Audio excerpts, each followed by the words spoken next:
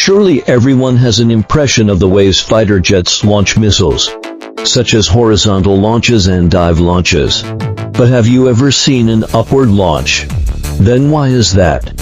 Firstly, in war applications, the situation of fighter jets engaging in vertical combat is basically non-existent.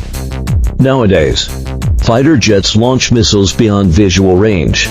Horizontal launches and dive launches can better utilize the initial speed of the fighter jet, enabling the missile to travel farther, even without ignition and acceleration for this launch method.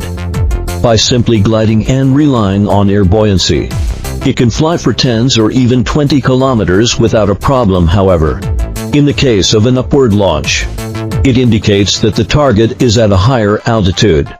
As those who have learned physics know, in this situation, the missile not only needs to overcome the influence of gravity, but also maintain sufficient upward thrust.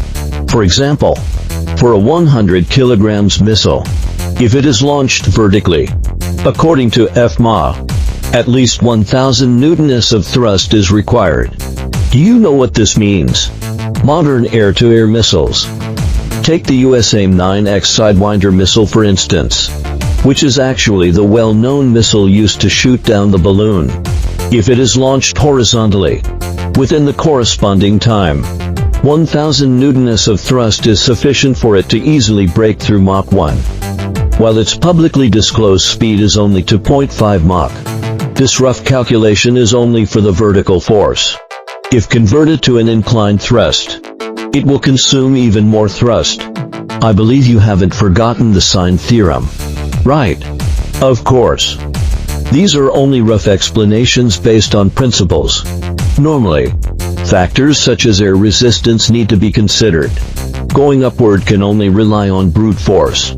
After deducting these consumptions, the remaining power for the missile to chase is very little, and it can only follow the enemy aircraft and eat their exhaust. Secondly, at high altitudes where the air is thin, air-to-air missiles that rely on aerodynamic maneuvering may even be unable to adjust their flight control.